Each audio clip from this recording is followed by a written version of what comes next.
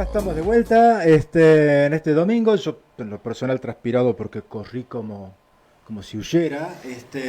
Acá estamos en La Cortada, Otto, y con nuestra invitada de hoy, Marta.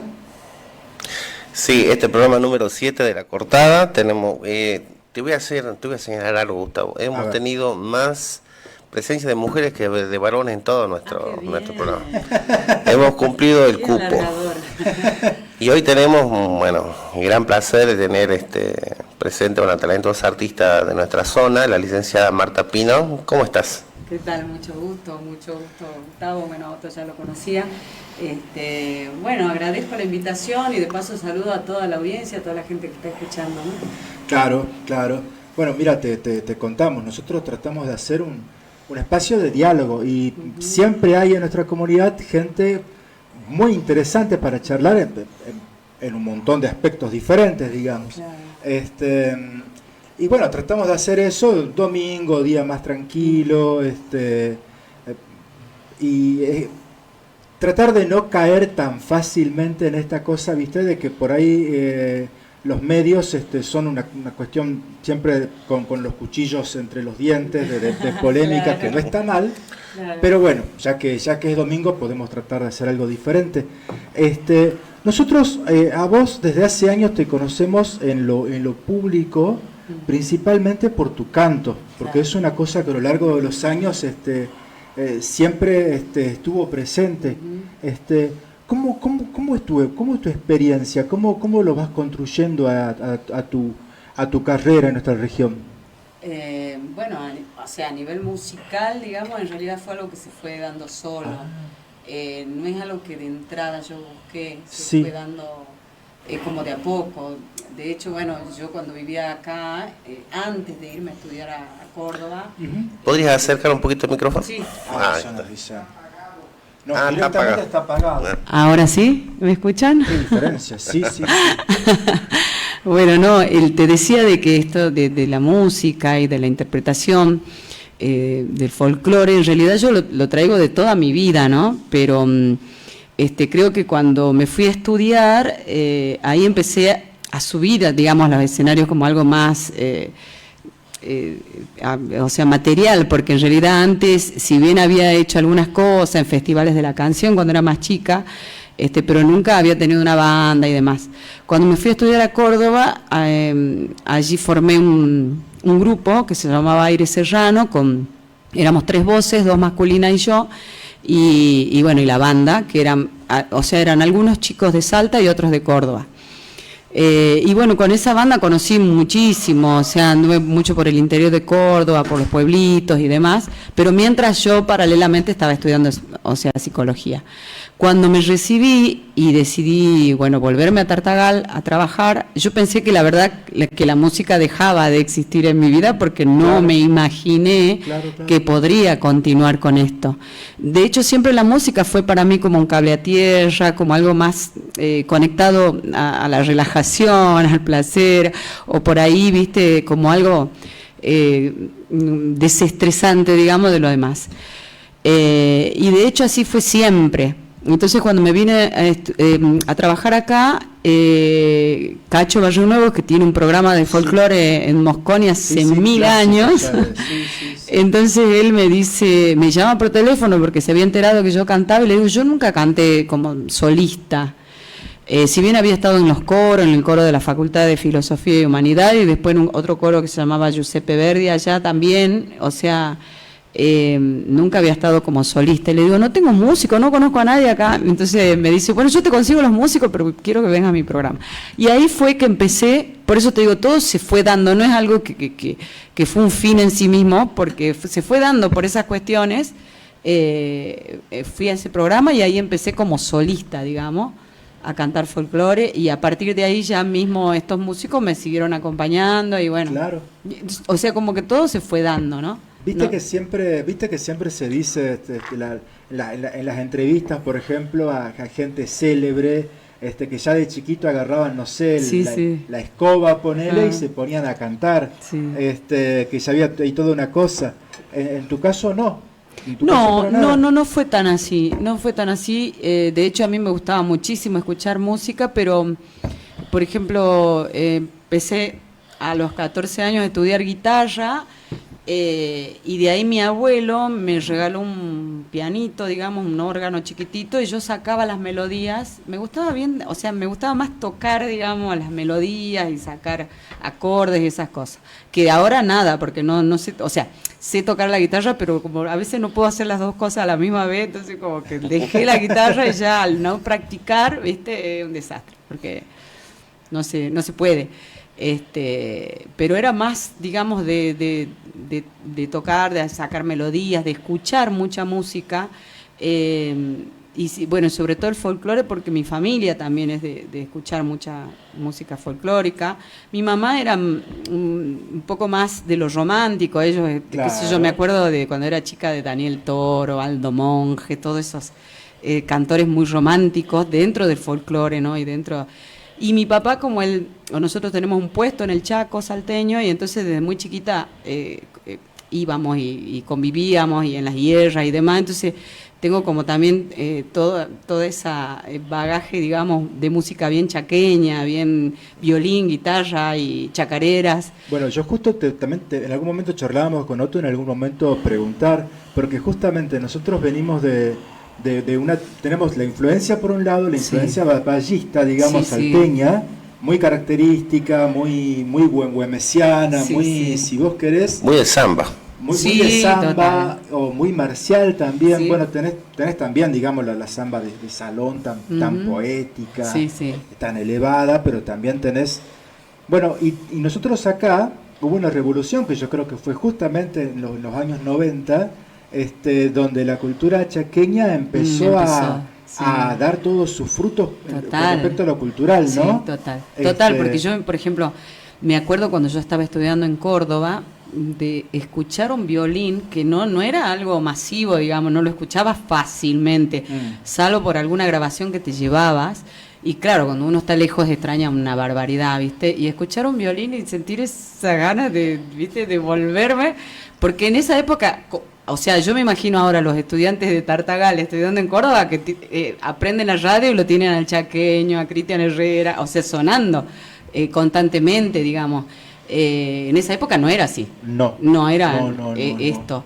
Entonces, bueno, era muy difícil escuchar algo, y yo me acuerdo muy patente de que escuchábamos alguna, no sé, La Llorona, algo con violín, y unas ganas de volverme. Bueno, la cultura se fue viviendo de otra forma. Me llamó la atención eso, vos recién decías, claro, antes la cultura te la daba la sociedad, ¿no? Seguro. Ahora la podés llevar vos, Ujú. si conocés tu música, bueno, después buscás por internet, Sí, conseguís, tal cual, lo que sea, tal cual. encontrás casi Antes no. todo. Sí, verdad. Pero eso al mismo tiempo por ahí está provocando otra cosa que quizás ahora ya no importa tanto la música de tu comunidad o de tu región, Ujú. sino que más bien es un algoritmo el que te la va dando. Exacto. Y yo por ahí pensaba, bueno, vos te construiste y no hay tantas voces femeninas acá en la región, ¿sí? Sí. No hay muchas. Y ahora, sin embargo, a nivel nacional tenemos un gran protagonismo de mujeres Sí. en la música popular, Sí, en la sí, música sí. urbana, no sé, ponerle la tenés a la Casu, Claro, por decirte claro. a alguien, no sé, ¿cómo ves los consumos culturales que se están dando ahora y el rol que están teniendo las mujeres y cómo se van construyendo, digamos? Sí. ¿Qué- Sí, qué- yo lo veo como un proceso bastante positivo. Creo que la mujer ha ido no solamente en lo musical, ¿no? En lo folclórico yo te diría que no es tan fácil, es como que cuesta más.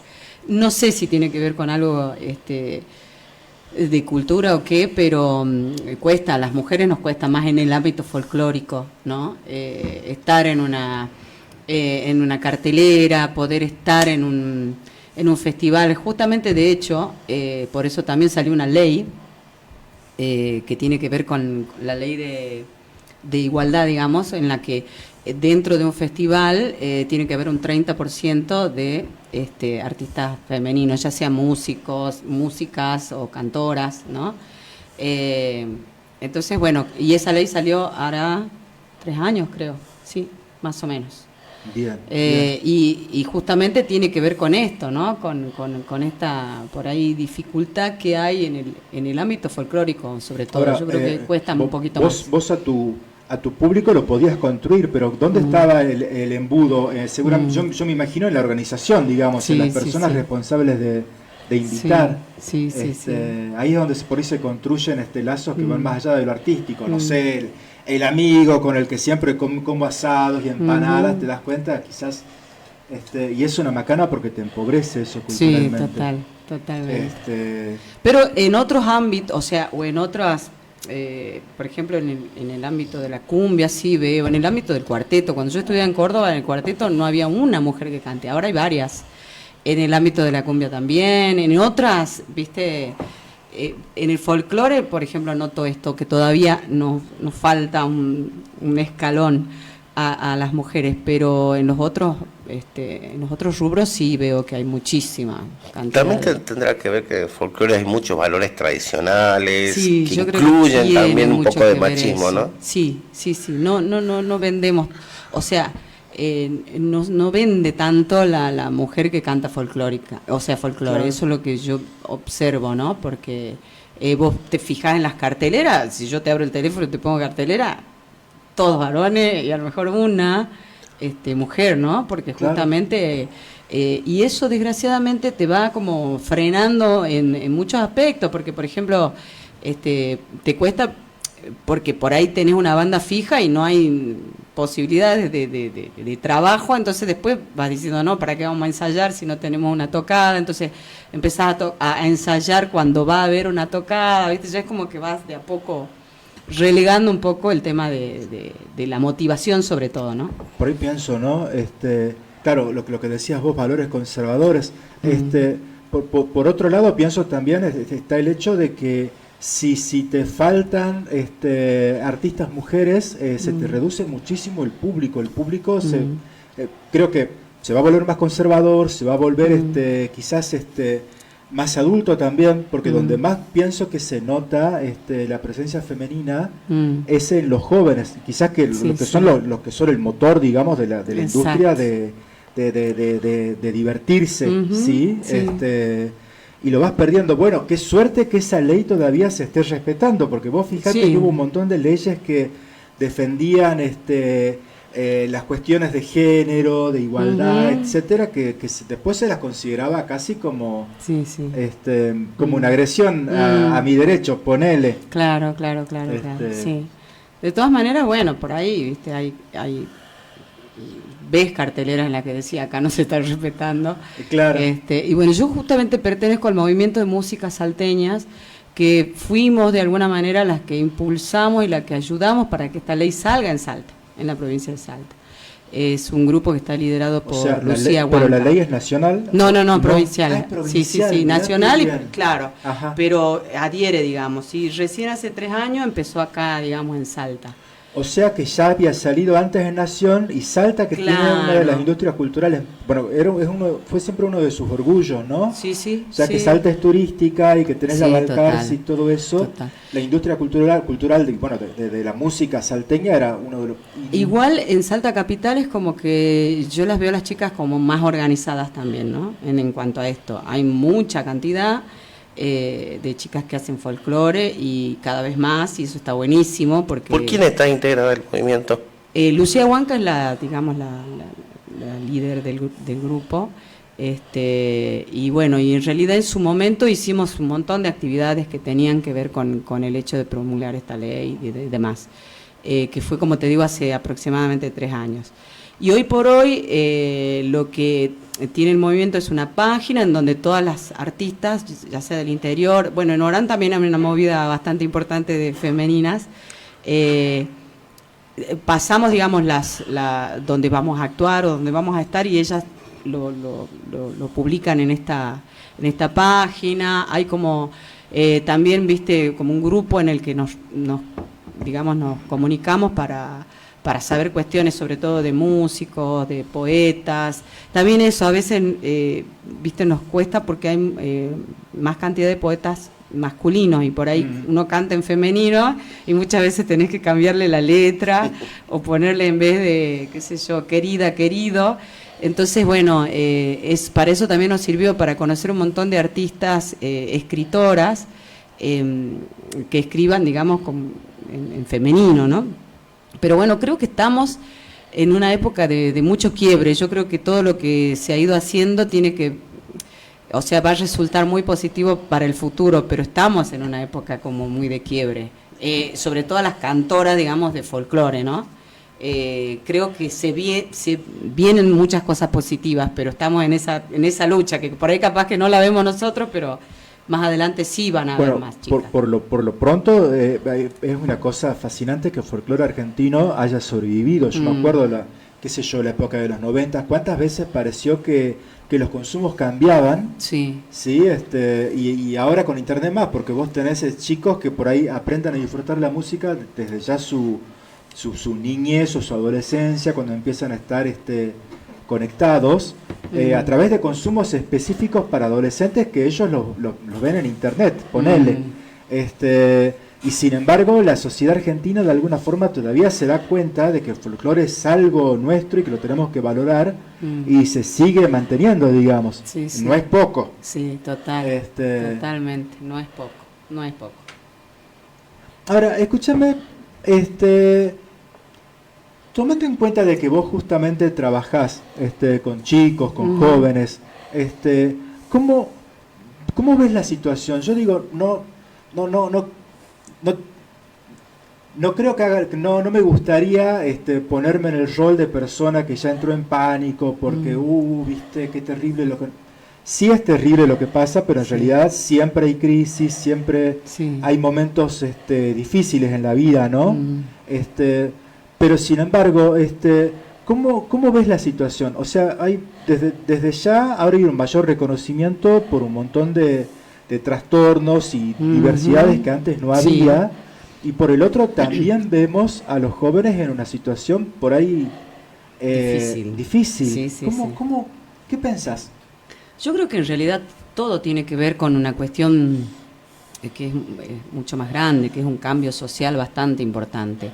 Creo que la sociedad ha ido cambiando muchísimo, y de manera muy rápida. El ser humano en cuanto a psiquis es como lento para adaptarse a todo. Vos fíjate que un adolescente que empieza a adolecer y a cambiar su cuerpo, ¿cuánto le cuesta volver a armar un esquema corporal, mental, ¿no?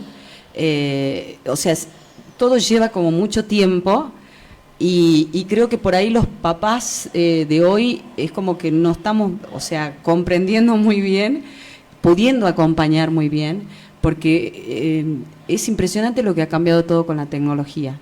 Y para nosotros los papás de hoy nos cuesta muchísimo poder acompañarlos, poder entender, y sobre todo porque tienen una manera de vincularse, de relacionarse, de sus conductas, de todo, diferente, porque justamente esto viene marcado por un cambio muy grande a nivel tecnológico. Entonces, creo que hay ahí una cuestión social en la que, bueno, como adultos no estamos pudiendo contener o no estamos pudiendo acompañar estos cambios que son tan difíciles, ¿no? Pero por otro lado también yo noto que hay tanta incidencia de lo tecnológico y tanta falta por ahí de los padres como familia, ¿no? Como familia unido, como familia integrada, y que no tiene que ver con el hecho de tener una mamá y un papá y una familia feliz. No, tiene que ver con esto, con la contención real que existe por parte de los papás. Entonces me parece que ahí hay una dificultad, y creo que en esto no solamente es algo de un solo factor que es familiar, sino también social. ¿no? Porque yo veo, por ejemplo, los casos estos, como lo que sucedió, que nos alarmó tanto con este niño que entró a la escuela y que mató a otro niño con una escopeta y demás. Entonces, y empiezan, viste, como que a buscar culpables, que el padre, que la madre. Yo creo que es algo que en realidad es general, estamos fallando en general, ¿no? Desde las instituciones, desde la familia, desde todos lados. Incluso hasta del grupo de pares, porque también es como que hay una cuestión de individualismo muy grande.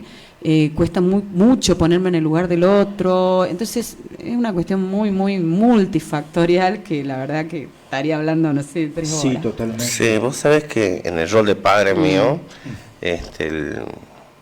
lo que pensé yo que podía influir en mis hijos en la formación por el tema de las redes sociales, como hicieron conmigo, por ejemplo, mi madre me influyó dejándome libros a mano. Claro. Dejándome cierta música que podía escuchar, pero bueno, en ese tiempo o tenías esos libros o no tenías nada. O tenías esos cassettes. Claro, no había. O no había. Mira, justamente anoche estaba hablando con unas amigas, charlando, que en nuestra época, yo me acuerdo que, no sé, íbamos a la escuela y cuando volvíamos había solo 1 hora de televisión, que era el programa de Caroso y Narizota, y dentro de ese programa que duraba solo 1 hora, tenías un dibujito de Popeye, de Tom y Jerry, ponele 2 o 3, y nosotros matábamos por esa hora, pero era solo 1 hora. Hoy los chicos están, o sea, todo el día en la tele o conectados con las redes sociales o en el celular, o sea, a mí me parece como que sí, como que hay demasiado exceso, los papás también, porque por ahí antes teníamos esta posibilidad social de que, no sé, de que por ahí solo el papá podría financiar la familia, entonces la mamá se quedaba en casa y había como un poco de más de control. Creo que, bueno, son muchas cosas, ¿no? Hoy en día no se puede, tiene que salir a trabajar mamá, papá, son muchas horas, entonces por ahí venís con culpas, 1000 cosas, entonces es comodidad también y por otro lado también los límites, ¿no? Nos cuestan mucho a los papás de hoy poner límites, mucho. Yo lo noto, bueno, en el consultorio mucho más, pero es como que cuesta mucho a los papás poner límites, pero creo que tiene que ver con esto, ¿no? Con el sentimiento de culpa, porque muchas veces no están tanto tiempo. Yo muchas veces me escucho diciendo esta frase que digo, no vale la cantidad de tiempo que estés con tu hijo, sino que sea de calidad, la calidad del tiempo, ¿no? Que es lo importante. Entonces, somos papás muy culposos y eso ha hecho, creo, que en cuestión de límites nos cueste tanto, ¿no? Poner límites, porque es como que estamos perdidos, no sabemos si es mucho, si es exagerado, si es poco, o por ahí también hay un financiamiento, digamos, de los límites diferentes, que por ahí nos ponemos muy estrictos y por ahí demasiado liberales. Es como que eso que para nuestros padres era algo natural, para nosotros nos está costando. Yo me acuerdo, digo, ¿no? Siempre el discurso progresista siempre era la televisión. Hay padres, y era una mayoría, que delegaban parte de la crianza en la televisión. Y eso era visto como algo muy negativo. Y seguramente lo era. Ahora, el problema está, vos recién decías, la televisión por ahí eran 2 canales, 3 canales nada. como mucho, unos cuantos dibujitos, un par de horas a la tarde. Claro, y nada más que eso. En cambio vos ahora tenés internet, que además hasta hace poco tiempo era la ilusión y el ideal de que ahí tenías todo. Seguramente tenías lo malo, pero también tenías lo bueno. Total. Entonces qué difícil que debe ser para un padre decir, agarro el timón, cuando del otro lado tenés la sabiduría universal, claro, digamos. Exacto. No, y por otro lado también esto es algo que no es que sea negativo todo lo tecnológico, ¿no? Claro. Creo que tiene muchísimas cosas positivas para destacar, mucho de positivo, pero bueno, es como que a nosotros nos está costando porque hay como viste, como mucha diferencia entre cómo hemos sido criados y cómo podemos, o sea, ha pasado de todo en el medio, entonces nos cuesta mucho vincularnos con las realidades actuales. Y eso es lo que me parece que sucede en esto de que nos está faltando ese acompañamiento, esa comprensión, y no digo solamente como mamá o como papá, sino también como profesor, como, o sea, los directivos, las instituciones, ¿no?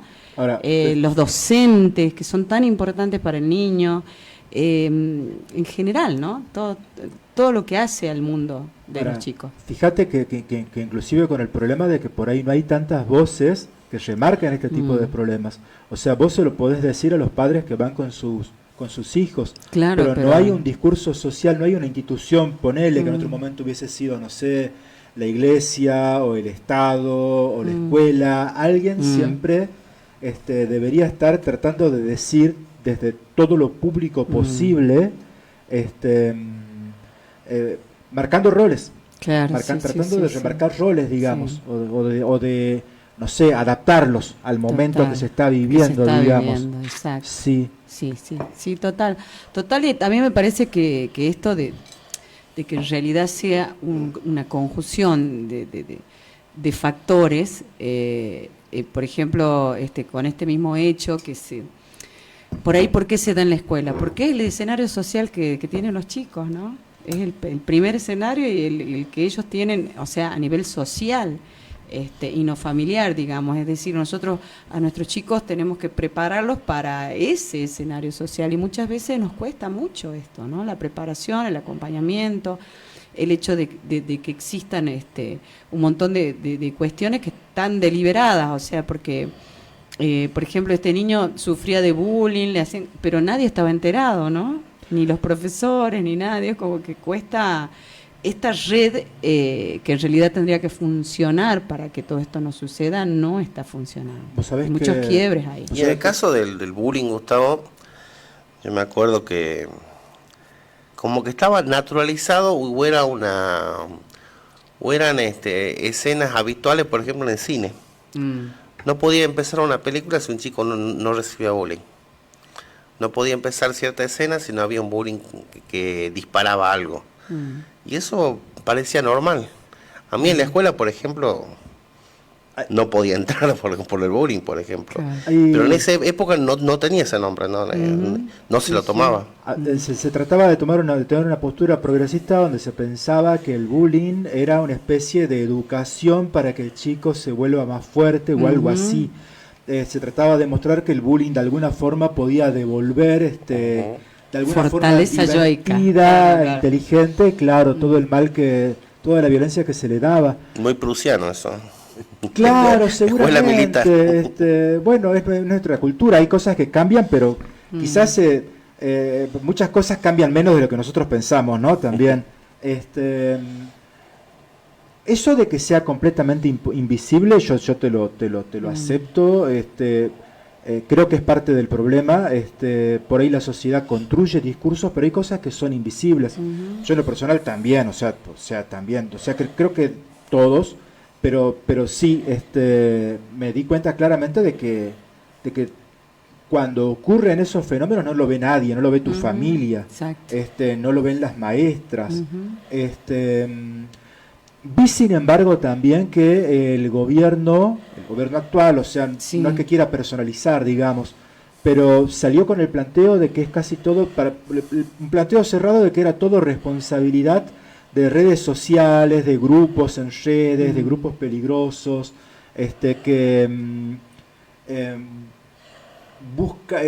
que celebran, idolatran las masacres.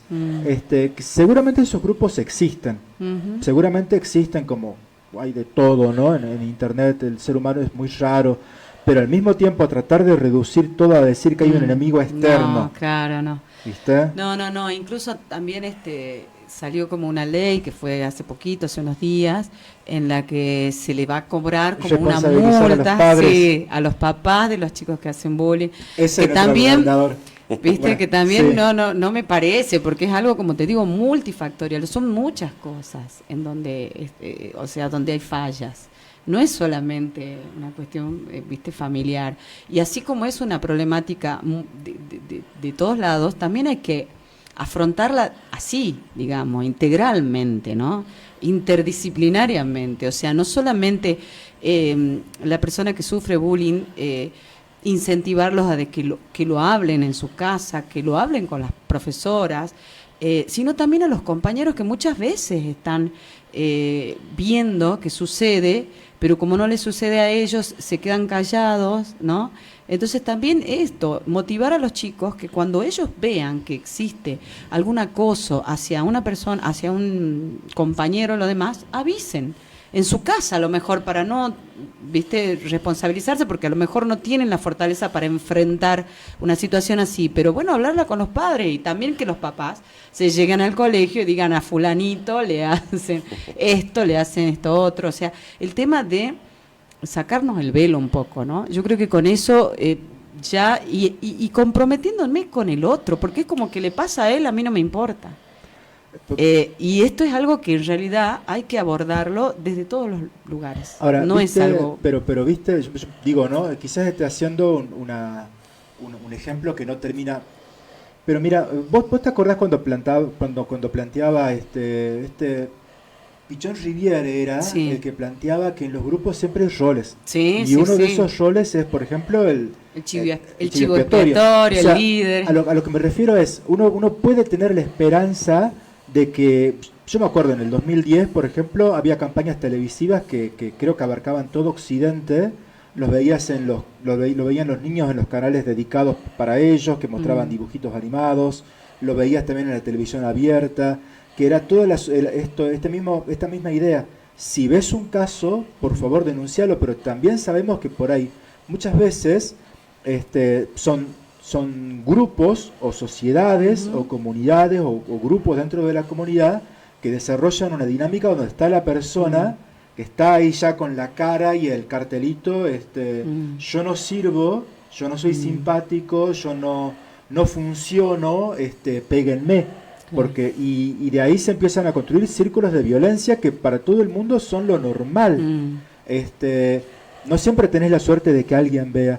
Hay otra cosa que por ahí es preocupante, que tratar lo que es una sociedad, trabajar en ella, suele ser caro. Necesitarías, por ejemplo, gabinetes, cosas que no existan. Sí. Por ahí también está el problema de cómo nuestra sociedad madura un poquito y se da cuenta de que sostener una buena vida no es barato. O sea, necesita gente que estudió, que debe ser pagada, necesita aulas disponibles para hacer un gabinete, o sea, es todo un... Sí, es todo un tema. De todas maneras, creo que con un poco de sentido común se podría hacer un montón, ¿no? Por el lado del grupo, de los papás, de la familia. Creo que con un poco de sentido común se podría, pero bueno, estamos también en esta época tan individualista que cuesta un montón. Y esto antes lo veíamos normal en Estados Unidos, ¿no? Que entraban y que... nosotros siempre pensamos que iba a estar bueno entrar al primer mundo. Bueno, estas cosas empiezan a suceder acá. Ya. Y ya uno obviamente, yo creo que uno como papá o qué sé yo, entra en pánico porque decís, estas cosas que las veía de pronto lejos están sucediendo, pero creo que tiene que ver con todo, ¿no? Con esta cuestión social, con esta cuestión, digamos, global, ¿no? Que nos llega o nos llega, ¿no? ¿Sabes una cosa que he notado en estos últimos años? Que hay mucha violencia, pero en la comunicación también. Pero viene desde arriba, viene de la gente que debería dar el ejemplo, ¿no? Desde gente del espectáculo, gente de la política, gente del deporte, que se refieren en términos violentos y de manera que hace 20 años no estarían bien vistas, sería una condena social. Y ahora como se naturaliza eso. Sí, sobre todo, bueno, y es tomado por nuestros chicos que de pronto están en evolución y tienen por ahí como esa cuestión, viste, de crecimiento, es tomado como algo, digamos, natural y no está bueno. No está bueno porque de alguna manera uno va como aportando y a este crecimiento y muchas veces, bueno, por ahí tenerlo ajeno a todo lo demás cuesta cuesta un montón. De todas maneras, bueno, al ser los chicos, ¿no?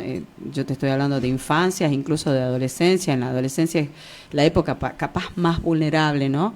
Porque todavía un niño le hace caso a la mamá, al papá o por ahí, pero el adolescente que se retira naturalmente, pero porque es evolutivo y es normal de que así suceda, y se retira de los papás para, de alguna manera, ampararse en el grupo de pares, ¿no?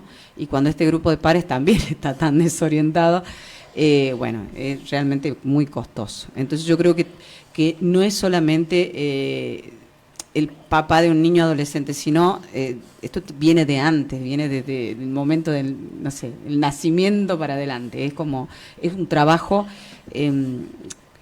como que en realidad tiene una génesis, digamos, no es algo que de un día para otro se puede modificar, ¿no? Claro, claro. Entonces, bueno, creo que la etapa más vulnerable tiene que ver para mí, con la adolescencia, porque justamente esto que vos hablabas, en las que se ponen un poco más impulsivos, pero esto de la impulsividad del adolescente es lo natural, es lo que tiene que suceder, ¿sí?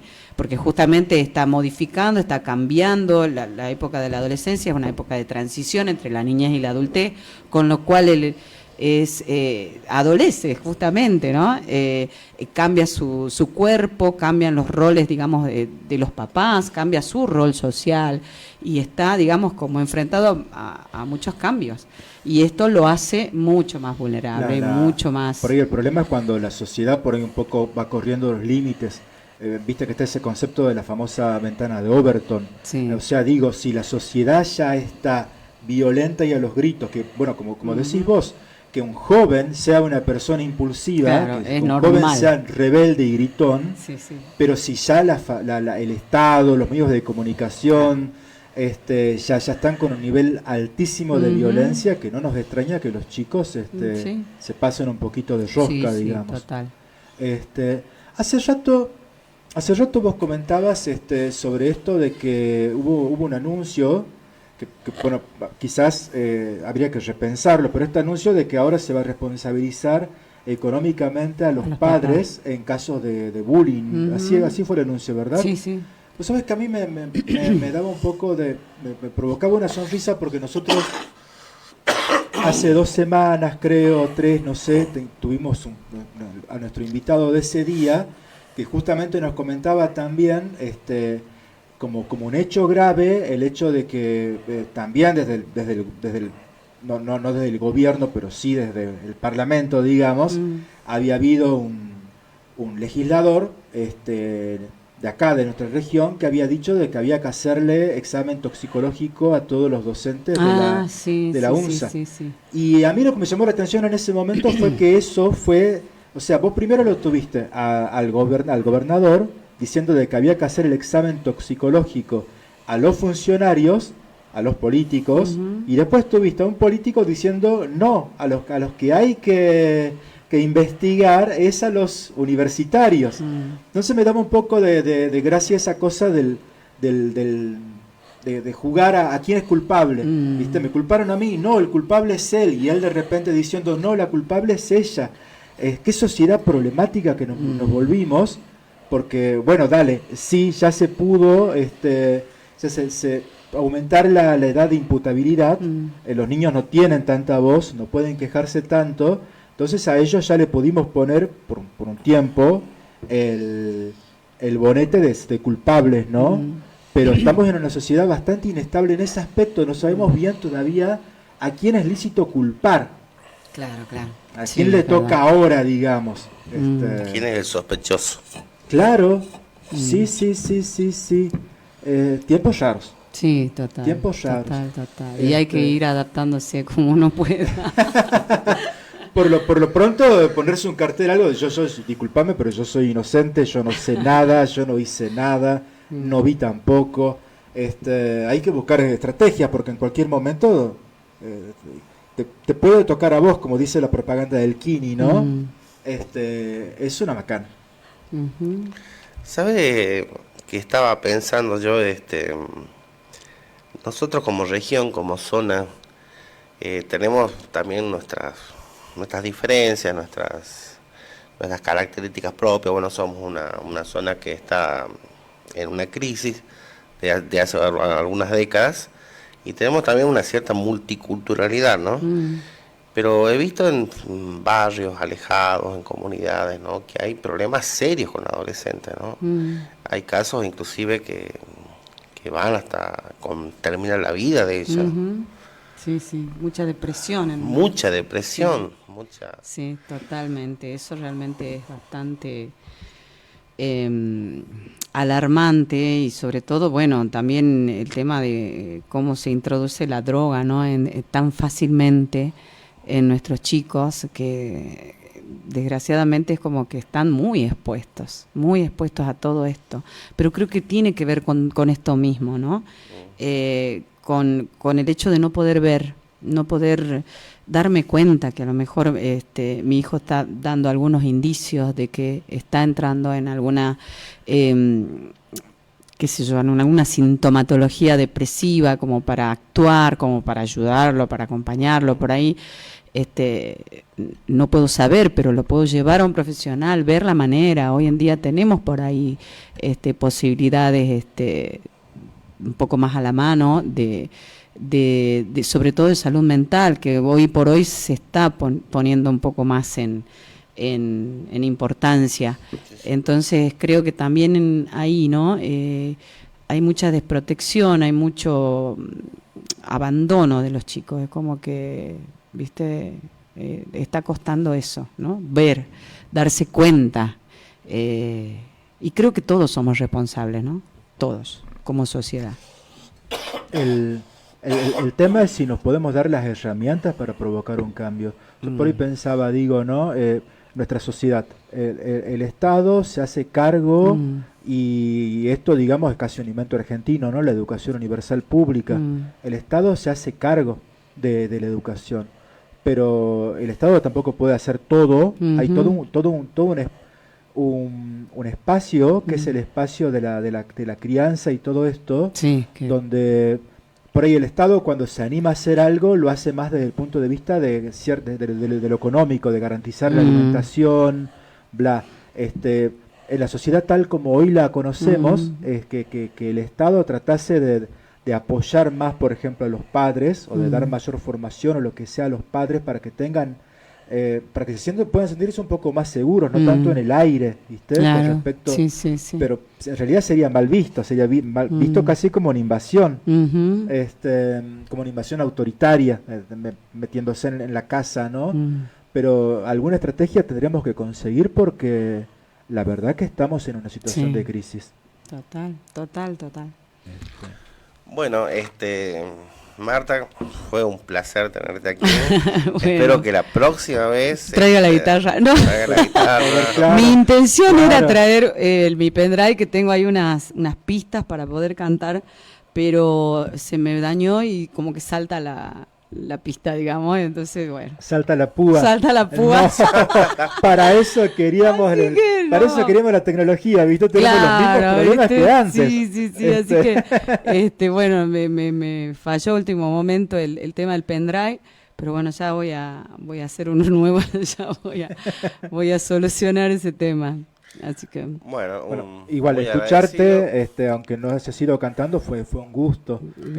Yo sinceramente sentí corta la entrevista y fue así un tirón de una hora, pero muy interesante, así que bueno, muchísimas gracias por la invitación y bueno, saludo a toda la gente que los está escuchando, ¿no? Bueno, así es. Vamos a tema musical.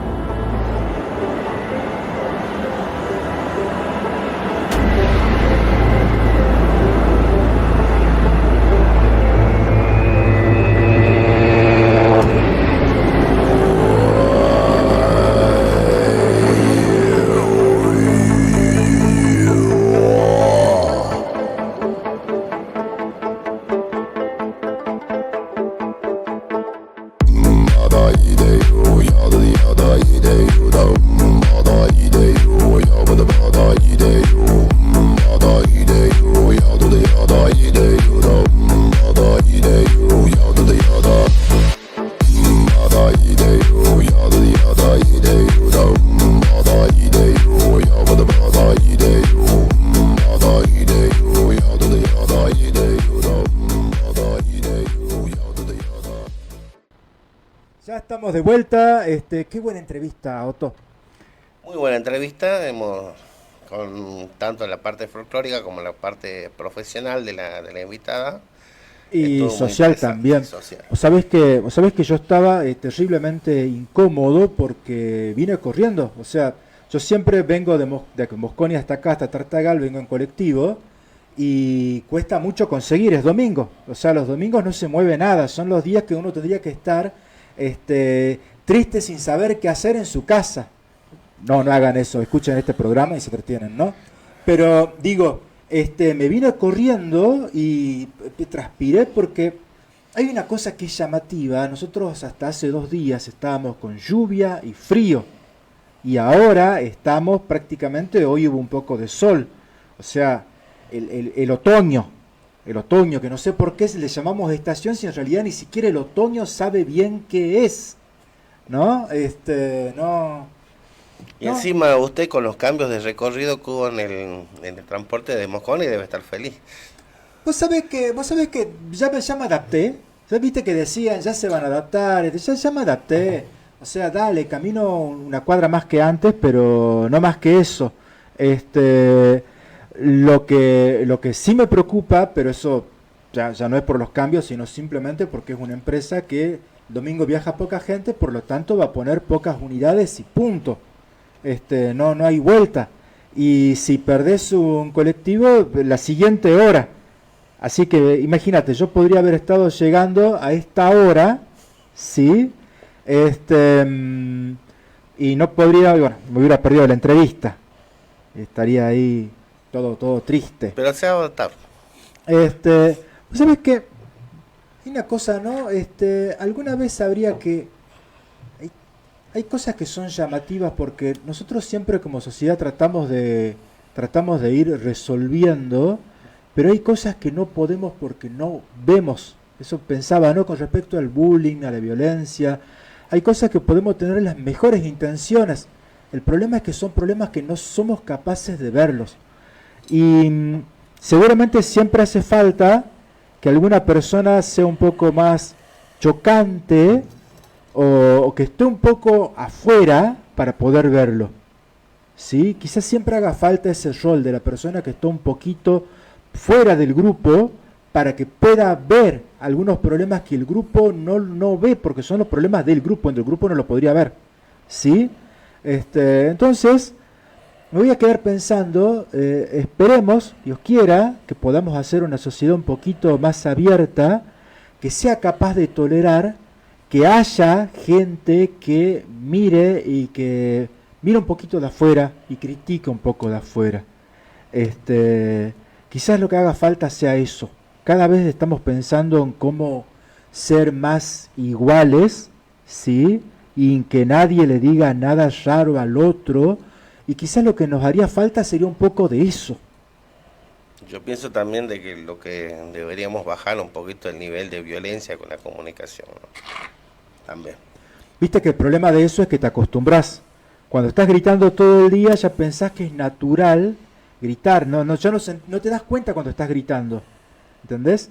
Una vez vi alguien acá en YouTube, en las plataformas, digamos, que comentaba que desde que apareció la música comercial, la música fue cada vez más veloz, porque está el tema de que una vez que te acostumbras al ritmo de la música, ya no te das cuenta, ya te aburre.